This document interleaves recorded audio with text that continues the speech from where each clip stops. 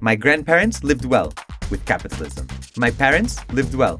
But I now have to struggle. What is difficult for one is easy for two, right? For sure, absolutely. The Soviet Union brought Russia from peasants and serfdom in the rural areas to massive industrial situation. But from farming to the space in 40 yes, years. Everybody sees my last name, says this is from Middle East, isn't it? You know, this is something terrorist. from... Yeah, exactly. Everybody was brutal. Even now, Putin's brutal. I said, so there's no good people. Yeltsin was good. Yeltsin was definitely.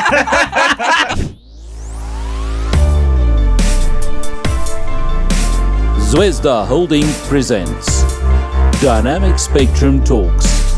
Now.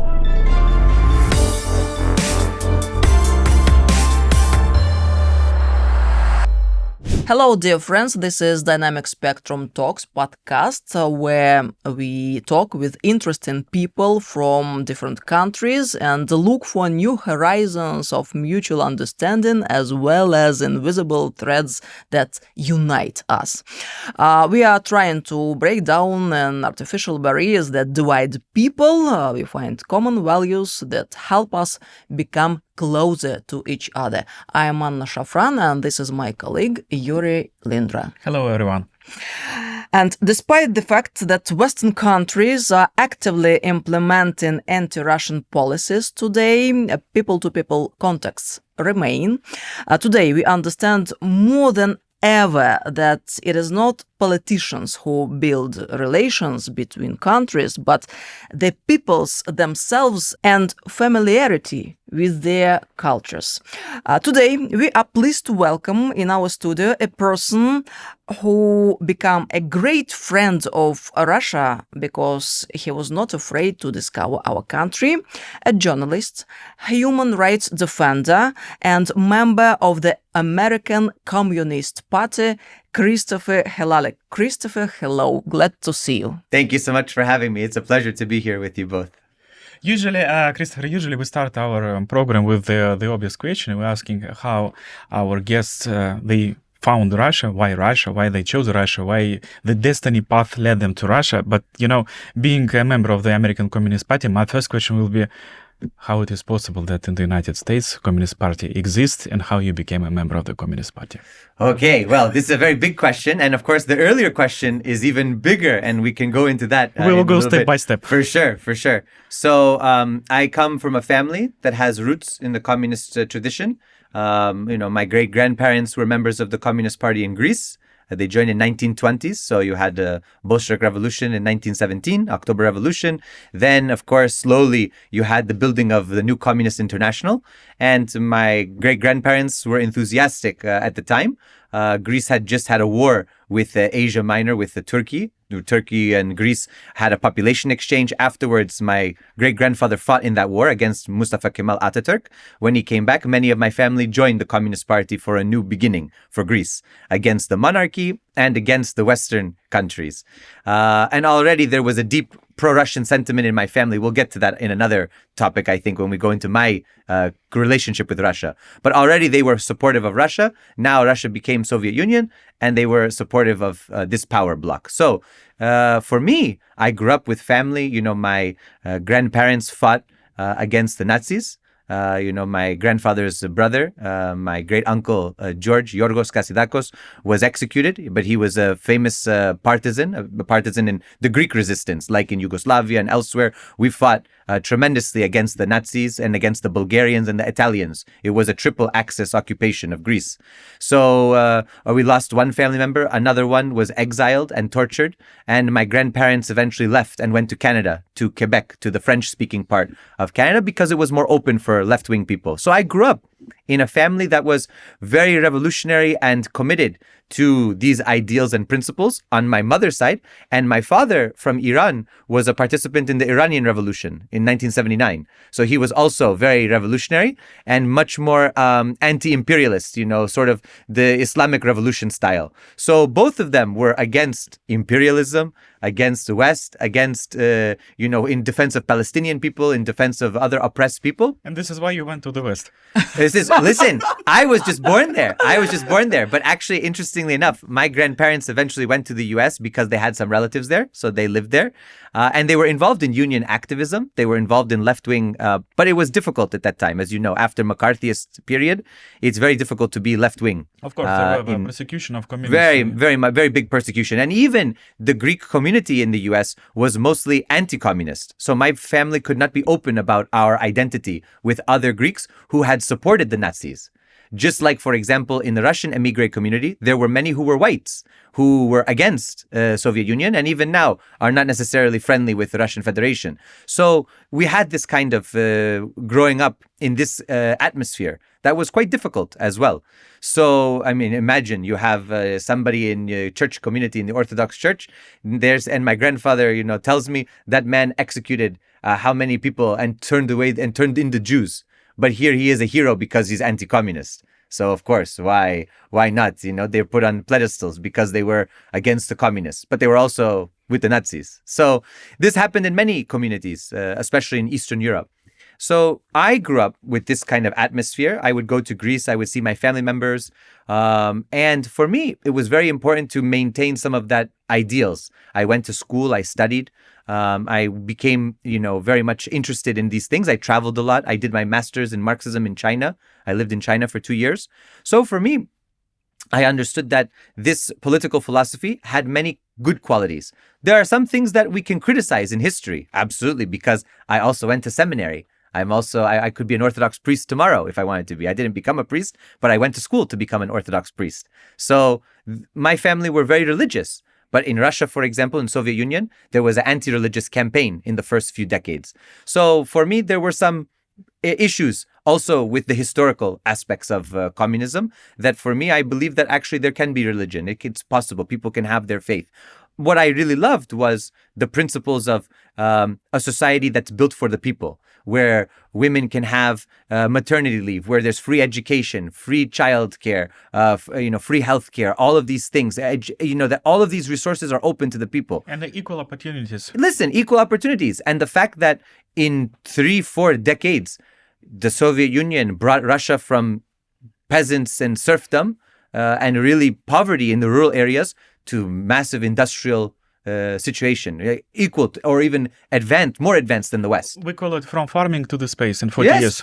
Yes, this is unbelievable. So for me, I understand this history. Also, China, the same. The transformation in China. Look at Korea. Korea was a feudal nation. It was a backward society. And now look at Kim Jong-un. Nobody will touch him because Korea has also transformed. This was the model that was, maybe the model doesn't apply today, but I think certain principles we should keep. Certain principles are good. I believe in collectivism. I believe in people getting together. I believe in big, strong communities. If you want big families, and if you talk about demographics, you had no demographic problem under communism. In fact, you still had population growth in that time period. Because this is the basic principle. It's not about the communists. It's how our ancestors developed through centuries or through 1,000 years. For sure. Working together, struggling with common, threats, challenges, whatever. If you're alone, it's much more difficult. What is easy for one is, what is difficult for one is easy for two, right? For sure. Absolutely. Imagine, for example, a family that is a single parent household raising a child versus a family that has grandparents, uncles, and aunts. It's much easier. I know because I have children. It's much, much easier to have a big family around you to help and support than to just be one. But sadly, the Western style, the capitalist model, is that everyone is an individual, do it yourself. Yeah, but this, of course, has an individual freedom. Sure, we have a lot of individual freedom now, but we lack in many other ways. Our communal and collective freedom is lacking. Our bonds, our sense of community has disintegrated to where everybody is isolated from one another. And we see this more in the West. And this is why, for me, yes, there are some things that I value and I will continue to push for. And I think that if we want strong families, if we want strong communities, if we want strong nations, we need to have principles and programs that invest in the people as well. Yes, of course, good to have billionaires. And okay, I understand it. It exists now in the system.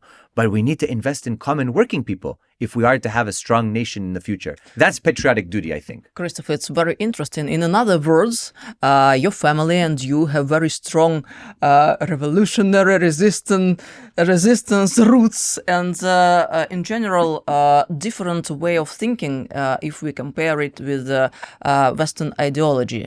How do you live with it? Of course, it was very challenging. It was very challenging to grow up in this atmosphere, especially being a half Greek, half Iranian in America with this kind of family background. Of course, I lived through 9/11. I was going into high school when 9/11 happened. So instantly everybody saw me as terrorist, would say racist comments against me. Probably back in these days you didn't have beard, so it was a No, little I bit easier. I did not have to beard, handle. but my last name, everybody sees my last name, says, this is from Middle East, isn't it?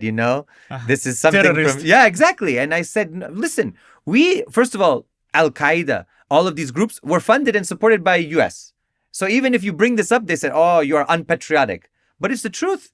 It's not a lie. Osama bin Laden was best friends of the US when he was fighting Soviet Union in Afghanistan, right?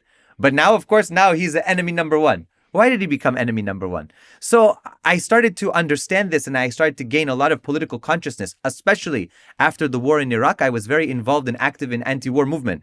And that's when I actually met George Galloway. I'm sure you are familiar with George Galloway, the member of parliament from UK. He's now in between China and Russia, but he's here these days. And I was able to spend a lot of time with him. And, I think to myself, these moments are so impactful for us. But on the flip side, the US government did a lot of repression against us when we were speaking out against the war, when we were active for our unions, when we were, for example, criticizing the policies of the US government. They said we were Russian agents, Chinese agents, we are unpatriotic, we are traitors.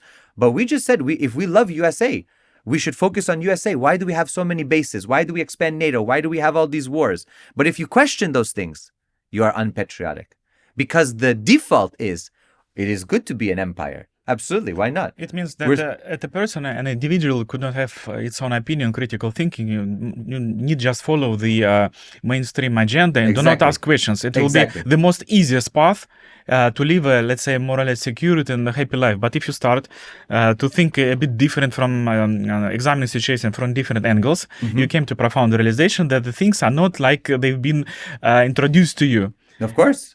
Absolutely right. And if you ask why, you'll be punished, probably. Absolutely. And I think a big turning point for me was 2014, because I had always been against NATO. My whole family, of course, a big slogan in Greece is against US, EU, NATO. But for me, 2014 was and I watched it from China. I was a student in China at the time. And I was watching all of these. And there were many Russian students, by the way, who were with me in China at the time. And we were watching the events that happened in Maidan, the regime that came into power, this fascist junta. And we saw Odessa, we saw the beginnings of the bombardments of Donetsk and Lugansk, and the resistance, the militia movements and Crimea and so many things. That was a real awakening moment. And it also was a transformational moment for Russia as well, because Russia had sometimes lost a little bit of that flavor of being a power in its own right. It was seen in the Yeltsin years when I was growing up. We lost it. Now it's like a state of US. It's like a satellite of the US. And even Russians felt despair because they said our country was top. You went with Soviet passport and everybody, nobody bothered you. Now Russia, they sold the whole country off. So for me, it was very sad because it's a great civilization. Russian, come on. This is third Rome, second Jerusalem, my grandmother would always say, for Moscow. And now all of a sudden, it's like vassal of US. But in 2014, we started to see beginning transformation. Russia saying, okay, you've gone far enough. Now we're going to have our own way of thinking about our security and our sphere. And I thought that this was a big moment. So we were supporting Donbass, supporting Crimea. I had friends who went to fight there. I fought in Syria and I fought alongside Russian soldiers. You fought in Syria? Yes. You were a soldier? Yes. On the Bashar al-Assad side? With the Kurds, but I worked with Bashar al-Assad's SAA and with the Russian army that were there. Yeah, of course, we fought in Raqqa. I fought with the forces that fought against Daesh in Tabqa and Raqqa. Yeah. 9 months. Great. Syria. We respect you very much. It's the least I could do. So when I imagine you go through all of these experiences, and now when I went back to the US, you are repressed. FBI comes to see you. You can't get a job. You can't get this. You can't do that. Imagine I was a teacher. I was a professor, and now I was teaching at a high school. history teacher. And we had 2 Ukrainian colleagues. And I went to, this was 2 years ago, I went to Lugansk and Donetsk. And when I came back, the Ukrainian teacher said he is supporter of Russian fascism. He is supporter of Russian totalitarianism and dictatorship. He needs to be kicked out of the school. I said, this is a country with free speech. I'm not telling my students to believe what I believe, but in my own time, I can believe whatever I want. They said, no, you are against all morals. You have no value of human rights. I said, no, I have the value in human rights. You don't have that. And had a big fight in the school. Finally, of course, so much pressure. And with Palestine and Lebanon and Yemen and Iran and all of these things I was doing, they pushed me out from the school and I left. But that's to show you that I was the only person in the school. 190 teachers and staff, only one didn't wear Ukrainian flag pin. Everyone else supports Ukrainian flag, Ukrainian thing. They were forced to wear the symbolics, or it was their internal feeling with the to wear it. propaganda and everything, Russia's the big enemy. And I'm the only one who says, Russia is a friend. Why enemy? Why? Why are we all the way over there? Russia didn't come to Mexico or Canada, but we are in Ukraine. Why? And so when you looked at this, I was a voice in the wilderness. Nobody could understand me. But my students understood slowly, and that was the danger. My students started to say, we are reading from Ukrainian side and from Russian side. We see there's some things we don't know, and we are trying to understand the Russian position. And I had the opportunity to come to Sochi, to the World Youth Festival. When I went back to the US, I had met with Sergei Lavrov, with Peskov. I was with the whole group there, and I asked them questions on TV. And the teacher said, how could you talk to these terrorists? I said, this is a minister of foreign affairs of a standing member, a permanent member of the Security Council of UN. Russia is a state. Russia is a nation. So you have to talk to Russia. They said, no, you shouldn't talk to them. You betrayed America. You betrayed Ukrainian people. I said, how is it diplomacy? People's diplomacy, like we talked about, public diplomacy. How is this betraying? This is for peace. This is for friendship and cooperation. So that's to show you the power of the revisionism and the strength of that class, that ruling elite that want to change people's minds. So much so, I'll give you one last example. When we would talk about World War II, about Great Patriotic War, when I would bring up that 27 million people were killed in Soviet Union, my colleague, who himself has a master's degree, said this is Russian disinformation. Nobody died, of course. Nothing has happened. The 27 million. United States won the war. They really believe this. They believe United States won the war. I said, guys, please, I'm a historian. I said, even US historians say that is the way. No, we have different textbooks now. D-Day, Africa, Patton, Eisenhower. I said, yeah, but what about Zhukov, Rokossovsky, all these guys out there, all the Konev, all these great generals? No, nothing. I said, which flag was over the Reichstag? Wasn't the U.S. Stars and Stripes? was the victory banner? But when you say these kinds of things, they see you as not patriotic, and not only that, you're an agent of Russia. Even if you are not, I am not paid by Russia, but they say you're an agent of Russia because you believe these things. I said, but this is what Roosevelt believed. This is what Churchill. They sat down with them. They gave Stalin a sword. From King George through Churchill, they gave him a sword for Stalingrad. Stalingrad was the turning point. But they are changing the history now to say that wasn't the case. D-Day was the case. D-Day changed the war. The war was already over when the U.S. got involved at D-Day. Yeah. It was more or less over. If the Russians could have lost, made another 1 million or 2 million, but they would have pushed all the way. They would have gone to France if they could. They should have known that the United States, they were landed in Europe. I mean, Normandy, it was like June 44. 44. Yeah. And the war is always over. Was over almost. We had another less than a year and it was over. So that's why for me, as somebody who reads the history, who understands the history, who's traveled to Russia, who's spoken to Russians, that's when you can open your mind. But sadly, people in the US, they have very myopic vision, tunnel vision. They don't want to know the truth. And the truth is very dangerous for the US government because speaking about peace is one thing. Now, of course, we have diplomacy at some level. Okay, Dmitriev goes and, Witkoff, Kushner, but that's for the business. Russia will remain a strategic adversary for the US because that's what's taught at Harvard, at Yale, at Columbia, at Princeton, at University of Chicago, UCLA, all of the top schools. They teach that Russia is an adversary. At worst, it's an enemy. And that Russia is a state that is non-democratic, that violates human rights. And therefore, we should push on one side with the military and with our coercive measures. On the other side, with the NGOs, we should promote LGBTQ, we should promote human rights, women are oppressed, this and that. The church, is oppressive. Do you see this kind of propaganda? You see how this completely transforms people's visions. So when you have people like me or Tucker or other people who come and speak the truth about Russia, or at least paint a different picture, that's when things start to get very difficult for us. And now we came to the second question. So how you decide to move from the United States to Russia? So I'll start a little bit before that about my connection with Russia and my family's connection with Russia. So we have the communist element, but even a century before. So my ancestors are from Ariopoli in Greece, which is the place where the Greek War of Independence started. And for those who don't know, our area, my ancestors, were in communication with the Tsar at the time. Both Tsar Nicholas, Tsar Alexander, and even before, even with Catherine the Great, the Greeks were in discussions, especially in the diaspora, Greeks in Wallachia, in Bessarabia, in Crimea, in Odessa. The Greeks in the diaspora and the Greeks in the peninsula, like we are in Imani, which was semi-autonomous from the Ottomans, we were communicating because for us, I come 1 hour away from where I'm from in Greece, is the last capital of Byzantine Empire, Mistras. Now, I was very lucky. I went to Crimea, to outside of Sevastopol, which has a small area, which is where they say Prince Ivan was baptized, right?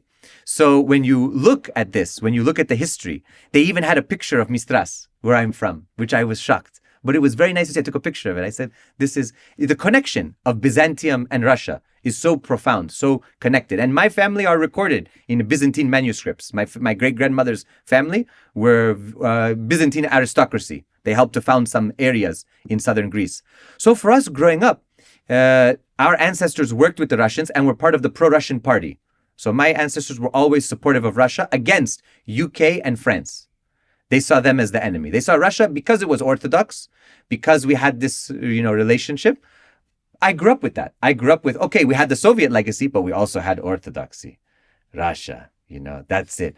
Basically, for my grandparents, Constantinople fell, Moscow appeared. Moscow appeared. Mistras fell. We lost everything, but Moscow. They had they had the crown of the Monomachos, right? They had all of these things. They had our princesses. They took our alphabet. They were with Cyril and Methodios. They had our religion. So for my grandmother, I grew up with pictures of Russia, icons, books about Russia, because for them, Russia was Byzantium. It was a continuation. Greeks looked to that with love, that we had helped to give life to that, and we had merged together in history. So I grew up with both the communist legacy and the Orthodox legacy. And I love both. And now both are under attack, by the way. Imagine now that I grew up in the Greek Orthodox Church, and now you see what Constantinople is doing. And what does the church say? Forget about the American government. The church says, I'm an agent of the Russian Orthodox Church because I support Kirill. Fantastic. And the Russian Orthodox Church against Patriarch Bartholomew and this entire fake Ukrainian Orthodox Church that they built. And this schism that they created. I'm against this, Tomos. I'm against it 100%. But I was the only one speaking out against it. They said, this is propaganda from Kremlin. Propaganda from... I said, no, this is the truth. You cannot go and divide. This is Kiev and Rus. This is the history. It's millennia. So that's to show you that in my life, I have these two intersections, these two paths that come together. And of course, Russia was always at the top for me. I studied Russian history. I was a president of Russian History Club in high school. I studied under Sovietologists and Russian historians. Of course, they would paint Russia in a different way. I always understood what Russia was, but they would, for example, say Russia, Stalin was brutal, this one brutal, that one brutal. Everybody was brutal. Even now, Putin's brutal. I said, so there's no good people. Yeltsin was good. Yeltsin was definitely. Probably Gorbachev was too. Gorbachev was good because he helped to destroy this evil empire. So for me, Russia felt like the natural place for me. It feels, first of all, Russia for me, I feel a connection because there's a Greek history as well with Crimea, with the regions in the south, with Mariupol, Odessa, also the Greek legacy, and also with Iran as well, like Darben, Dagestan used to belong. It was during the Russian-Persian wars where that part of the Caucasus went to Russia. So for me, I said, wow, Russia as a country has two parts of me together. has territory that belonged to Greece, Byzantium, and territory that belonged to Persia, now part of it. So I felt a kind of connection. I like to speak about it like Russia is a union of me, really. And, you know, the situation in the US got so difficult. When I started to do a lot of humanitarian aid and support in Donbass, it's illegal. Imagine, according to the US law, it is illegal to provide humanitarian aid to civilians in Donbass. Illegal. So I broke the law, technically. I broke the law by providing humanitarian aid. We paid for aid. We got generators. We got water. We got food, whatever they needed. And we delivered it down there. And I've delivered multiple aid deliveries to different regions, also in Kursk, for example. When we went, I was just in Suja 2 months ago. So when you look at that, I violated the law for doing humanitarian work. So, of course, the situation in the US got so difficult. I said, I have to go. I have to go. The repression got so bad. And FBI started to look around, started to say, this guy, maybe he's working for somebody. But they can make stories. They can create narratives. And so I felt that it was a dangerous time. And I ended up coming to Russia 1 year ago. And I've been here ever since. Welcome. Thank you so much. Thank you so much. It feels like home, and everybody's been so welcoming and supportive. But it's very sad because I would like to see a different US. I would like to see a US that is open and friendly and wants to work for development and wants to work for peace and cooperation. Sadly, that US might exist with the people, but it does not exist at the government level. Christopher, you mentioned several times during our conversation China. And as far as we know, you visited China. What were you doing there? So I did my master's degree in China. I got a China government scholarship. So I went and lived in China for 2 years. I got my master's degree in Marxist philosophy, and I traveled all around China. And actually, it was very nice because I was able to do research in areas now that are hot topics, like Xinjiang, like, Xinjiang, like Tibet, all of these areas. And for me, China is a miracle story as well.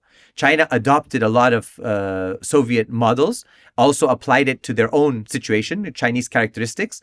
And China's development was thanks to Soviet engineers. And I was able to go and see massive factories that were built by Soviet engineers. They came in the 1940s, late 40s, 50s, and they built steel factories, automobile factories, this and that. And I was able to talk to people who still knew Russian. Imagine Chinese people who knew Russian because from that time, and felt a kinship with Russia because all these Russian engineers came, the Soviet engineers came, and they were speaking in Russian and they were communicating one another. They had joint medals together. So for me, of course, the history then changed. We had Sino-Soviet split. We had some difficult times in the relationship. But China was so unique in that it's a power that adopted a different model of development, and it has been successful. Part of me wonders if the Soviet Union had adopted a similar model of development, if it would have been as China is today, vast and technological, with more market freedom, but still with the Communist Party.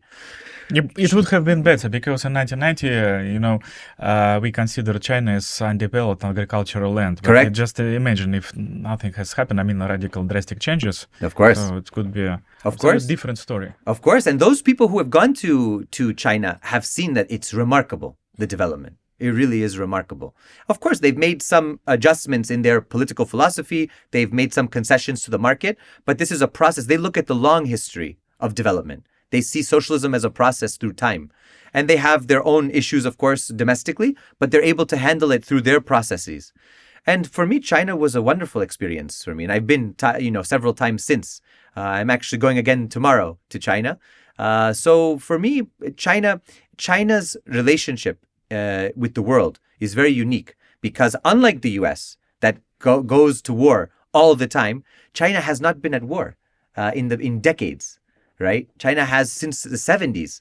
They have different philosophy. They try to reach their goals using the bypasses, not to go straight with military power. Of course, you use economic resources, you use diplomacy, and you try to find models of development. And also China respects other cultures. China, for example, when they're in Africa, okay, you have a different system, no problem. As long as we can do business, they have this principle, which is a principle at the UN, non-interference in internal affairs. Russia operates this way in many ways too, but the US operates the exact opposite. We want to get involved in your internal affairs, right? We want to be involved in everything that's going on. We want to tell you how to be. And that's not right. That's, for me, is not right. It's not a correct way to live in a diverse world. especially in a developing multipolar world, you can't act that way. And we're seeing it now with Iran. We're seeing now the sort of clash between the US model and the multipolar model. And as you can see, US isn't doing so well in this situation. Christopher, you talked a lot now about the Chinese success story because of social model plus a mix of owner-intern philosophy, etc. Let me ask you the following question. We understood and understand now that the peak of the popularity, let's say, of the socialist or communist idea was in the middle of the 20th century, so almost a century ago. Then it started to decline. And with the collapse of Soviet Union, we see that a lot of former Soviet socialist countries, they turned into the capitalist system and became under the umbrella of the West and the United States in particular. So how do you see the future of the communist idea if we're talking about the youth, those who maybe do not remember how it was applied in the past in China or in Soviet Union and other countries, but those who might still be attracted by the idea of equality, equal opportunities, and working on the common welfare, not on the welfare of the few, right? So how do you see the future of the communist idea if we're talking about international level? I think that the future actually is very bright. Most young people today in the US, according to all polls, are critical of capitalism. Why? Because the American dream has reached its limit. Right? Most young people today are in debt. They cannot buy houses. They cannot afford rent. They cannot afford to have families. They can't even afford healthcare. So many young people have said, okay, my grandparents lived well with capitalism. My parents lived well. But I now have to struggle. So they're saying there must be an alternative. That's not to say that Marxism, Leninism, or some form is going to come in and save the day. There are innovations happening. And that's our party is also innovative. We look at the history and we also apply it to today. That's the beauty of the Chinese model. The Chinese model wasn't just copy-paste. It also applied its own characteristics because China is unique. It has its own civilization. It has its own history. It had Confucianism and Taoism and Lao Tzu, everybody. So when you have all of that, you then apply certain principles with your own principles and you try to reach a hybrid. Even in contemporary Russia, there's been hybrids that have been possible. And we know, of course, historically, National Bolshevism and Limonov was an attempt at a hybrid. In the United States, there have been attempts at hybrids. ACP, my party, is a hybrid attempt. Socialism with American characteristics. What does that look like? Well, of course, America has a unique history. It has a unique process. It has its own traditions. In order to apply some socialist values, it would also need to mix with those. Latin America, we had Venezuela, we had Cuba, we had Nicaragua, we had Brazil with Lula, we had Ecuador. So many places have also tried their own models, right? Some have been successful, some not. But the attempt is the thing that is going to continue to happen. We see in Sahel, Burkina Faso, Mali, Niger, their own models. Iran, its own model. DPRK, its own model. Vietnam, Laos, their own model. So what I mean to say is that young people today are looking at alternatives. They're saying, okay, the system that it is in the West is not viable forever.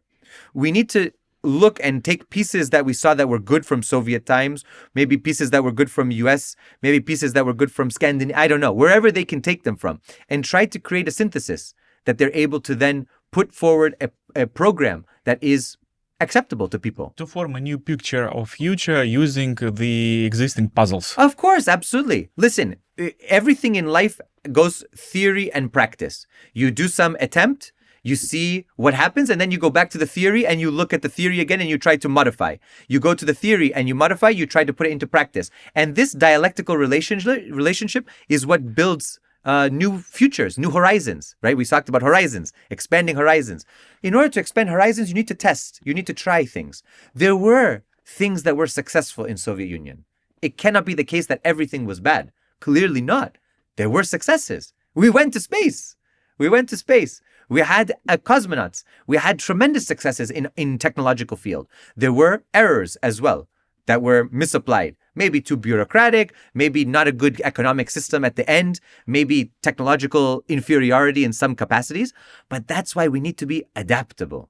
That's, for me, the key now. The key is to be adaptable and dynamic. Young people want to be dynamic and adaptable. You see them on social media, everywhere in their lives. They are trying to be adaptable. So I think that level of adaptability, along with taking some positives from socialism, communism, is what makes it attractive to young people. They say there are some principles here that we think that we can apply today. Christopher, according to your forecast, when it could be another red dawn, let it call me this way, in 10 years, 20 years? I certainly think, listen, the U.S. as an imperial power is in decline. I don't know how long it will be in decline, but as every great empire in history, It will collapse. it will collapse on its own weight. We don't have to do anything. We just sit and watch. This is the funny meme where you have Putin, Xi, and Kim all talking on the phone, watching from a distance. They don't have to do anything. Everybody's always afraid. Russian agents, Chinese agents. No. The internal processes themselves will destroy the system. That's just natural from its own weight. Because as you stretch and stretch, you have this situation. Those moments of stretching are the moments where sparks happen, right? Because the Bolshevik Revolution, that Red Dawn in 1917 came during what? World War I. The whole world was on fire in Europe and in other colonies, right? So you had a tremendous upheaval, millions of people dead. And then you had the birth of new revolutionary processes. That process is happening right now. We're in the long durée of that. We see them popping up and getting repressed, popping up and getting repressed. So I think that certainly in the next years and decades, we will see new attempts. We will see new flavors that are emerging. We're already seeing movements of sovereignty, sovereigntist movements, right? The European Union cannot last forever in its current state. Europeans are upset. Hungary is upset. Slovakia, they're not to say that they're communist, but they're approaching things with a different lens, right? They're applying different things, right? They're using different mechanisms. They're not only applying the Western liberal order, they're applying their own realities as well. And they're taking from different systems and different times, right? That is what I mean to say, is that we are in a moment where it might be a red dawn, it might be a mixed dawn of different colors. But in any case, we are moving more towards sovereignty, more towards multipolarity, an end to hegemony, and a new reality where countries govern themselves without international bodies and structures telling them what to do, especially Western ones. That's the key that I think we're going to see. Christopher, and we all know what is happening now in the Middle East. What do ordinary Americans think about it? Listen, ordinary Americans are, I think, very tired and fed up with how many wars we've had. I mean, think about it. This country has been at war. The U.S. has been at war since 2001, nonstop since 2001. And before that, we had Yugoslavia. We had all of these we had the first Gulf War. So the U.S. is overstretched. People are tired. Imagine every day you hear another $1 billion spent a day. $1 billion a day, and you go to the pharmacy and you can't afford medication. You go to the doctors and you can't afford to pay the doctor. You go to school and you can't afford to pay for this class. So people are getting angry. Slowly, it's building up over time. There's only so many lies you can tell before people get frustrated. And so people are saying, okay, you lied to us about 9/11. You lied to us about war in Iraq. Right? Weapons of mass destruction. You lied to us about Syria and chemical weapons. Afghanistan for sure. You lied about, and in Afghanistan, even worse. You lied about it. You had soldiers protecting opium. Meanwhile, we had an opium epidemic in the US. How many hundreds of thousands were killed from opiates, overdoses? And how many families destroyed? Because some friends of powerful administrations made a lot of money from opium deals and heroin. And basically this synthetic opiums that they then created. So when you look at that, people are upset. People are frustrated. You lied about Ukraine. You lied about Libya. So at this point, people are saying, enough. We're not going to take it anymore. Now they said we elected Donald Trump. People elected Donald Trump because to destroy the former system. To destroy the deep state and no more wars. No endless wars, no regime change, no forever wars. We're going to be peace. What peace? He's bombed 8 countries in 1 year. So people are saying, listen, we can understand. Some Americans say, okay, Venezuela in and out. 1 hour, 2 hours. Okay, we understand this. We'll give him a credit for this. The Republicans especially say, okay, he got him. Like cowboys, they went in there, bam, bam, and they got the guy and his wife. But for Iran, they said, wait a minute. Now you opened up this Pandora's box. And not only that, now we have gas prices increasing, food increasing in the cost. We don't have fertilizer coming in. People are starting to say, wait a minute, this is not something simple. You've started another war without any objectives, without any solution. And clearly the government is not collapsing. You killed the Ayatollah, right? You killed Ali Khamenei. You killed the leadership. You killed the generals, and they're still fighting and firing missiles every day and drones. So clearly you didn't do your homework. It changed Khamenei to Khamenei. Exactly. You went from Khamenei to Khamenei, and everyone's like, we did the regime change. Yes, of course, in the same family. Thank you very much, But this is something that people are frustrated with now. And I was just talking to some people last night, and I've been on some big podcasts now and programs. People are saying, look, we were under the impression that we were going to focus on immigration, on social domestic issues in the US. Now, not only have we not focused on that, we are now increasing our cooperation with Ukraine and increasing cooperation with Israel against Lebanon, Iran, Iraq, Yemen. So what good is this? What good is this situation? Trump had to cancel his trip to Beijing. At this point, we think that it's not happening now. So when you analyze it in the big picture, Americans are saying, we are very frustrated, which means this is an election year, by the way. I keep telling our Russian friends, including you all, I will tell you, the Democrats are very anti-Russian. If you want to talk about a party that is Russophobic, the Democrats are the most Russophobic, and they are very pro-Ukraine. So I keep saying, be careful what you wish for, because if we have the Democrats come to power in the House or the Senate, or both, worse, in November, then you have an administration that will not be able to reach a consensus on Ukraine. And then 2 years after that, you have another presidential election. If this chaos continues, say you have a Democrat come to power, hypothetically, where do we find ourselves with a US-Russia relationship there? It's going to be even worse because you're not going to have a Biden who's senile and has dementia. You're going to probably have a younger Democrat who's more ideologically committed to EU and NATO. And again, we're going to have the same problems. So I just want everyone to buckle their seatbelts because this is not going to change anytime soon. We are in, and I told, I was on George Galloway's show. I was on another show with Cyrus last night. We are in for the long haul. This moment of transformation will be decades in the process. It will not be years. We are in the process of decades, and we should now get comfortable with our discomfort. Our economic situation is difficult. Everyone understands globally. Our political situations in many countries, including in US, is difficult. Prepare for it to remain difficult because now we are in a moment of profound imbalance. We are now in a very difficult transformational moment. So Iran now has shown that the US is actually far weaker than it projects itself to be. Iran has destroyed targets and shut down planes we didn't imagine it could do. And now imagine with the Strait of Hormuz, Iran has the US by the neck and the global economy and saying, look, we can strangle you if you keep it up. So this talk about negotiations, about diplomacy that Trump said yesterday is a farce. Why? Because the markets are so erratic now. The price of oil keeps going up. The price of goods keep going up. We might even be in a new recessionary moment. So Trump is trying to do damage control because he assumed that he could get another medal and he could be a great peace through strength. This other, famous quote of his. But in fact, what has he done? He's shown the complete weakness of the US in this situation, that Iran can project tremendous power for being a non-nuclear state. Iran doesn't have to have nuclear weapons to defeat the US. Iran can defeat the US in asymmetric war. And now you're seeing it happening live. Financially, yeah. Absolutely. Destroying, killing the whole logistics. Absolutely. Increasing the prices for oil, for gas, for anything like that. Exactly. And strangling the Gulf.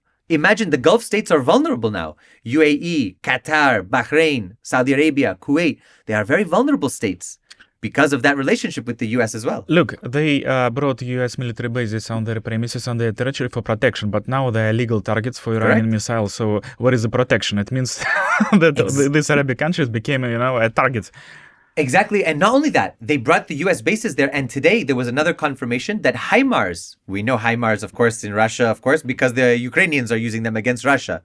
But the Gulf states have HIMARS systems that the US is using against Iran. So of course Iran can attack them. If you're using HIMARS to attack our country, we're going to attack the state where it comes from. Of course. Definitely. It becomes a legitimate target. So all of that to say that we are now in a profound moment of change, and everyone should understand that the moment we're living in is something akin to 1917, 1918, or 1945. We're in that moment right now. The world that comes after Ukraine and Russia and the Ukraine-Russia war, the moment that we finish the special military operation and are victorious, the moment that this war in the Middle East comes to hopefully a balance and a conclusion at this phase, we're going to see a complete realignment in many ways. New world order. We're there. Christopher, our program is coming to an end, and we have our traditional question. Yes, our traditional question is related to about commonalities that we people from different countries, from different cultures, still share. This is the most important. You came from the United States, despite having a long history with of relations Greek with Russia. and Iranian roots. Russia, especially, it was very interesting to realize that you have so many connections, your family with our land too. But still, talking from the perspective of a modern human being, what might common exist between Russians and Americans? Listen, Russians and Americans are human beings at the first level. At the second level, everybody wants to have a good life for their children and grandchildren. Everybody wants to have a safe society. Everybody wants to bring up their kids in peace. Everybody wants to have decent lives. The hospitality, the friendship that I've experienced here, the love from people has been something unbelievable. When I go for New Year's, when I go for holidays, when we spend time together, when we go to dacha or you go to sauna and you experience people and you see, for example, that people are together, they share, anything come, you are one of us, anything you want, take anything, right? You realize that we are not different at all. We're the same. We are the same. Sadly, it's the politicians at the top who are the ones that are fomenting this in the US. They are the ones pushing this and pushing this idea that the Russians are enemies. Russian people don't think Americans are enemies. In fact, they say, my American friend, come here, my American friend. Really, they don't see us as enemies. Why? I don't see Russians as enemies, but sadly, they have created this narrative. Because we split politicians from the society. Exactly. And that's why public diplomacy is so important. That's why people to people. That's why I told all of my students, I said, listen, you might have your opinion. Go and travel there. Go. Just take 1 week. Go and see the country and then come back and tell me what you think about Russia. It's only when you see the people, when you interact with them, when you meet them in a human level, you understand we are the same.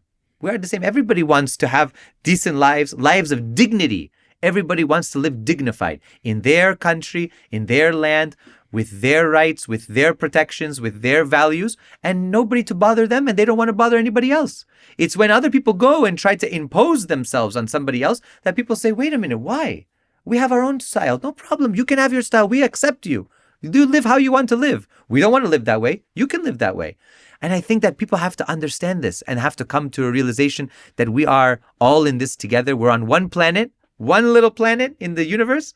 We have to find a way to live together. And I hope that I can help be a bridge for that common understanding. Christopher, thank you very much for this very interesting conversation. I thank you very much, and I thank you for all of your hard work and effort. And hopefully this world will be better for all of us and our children and grandchildren in the future. We try to do what we can on our places. Exactly. We wish you all the best and hope to see you soon in the close studio. future. Again. Sometime. So definitely we'll stay in touch and we'll invite you again. I look forward to it. Thank you again, both of you. Thank you. Thank you.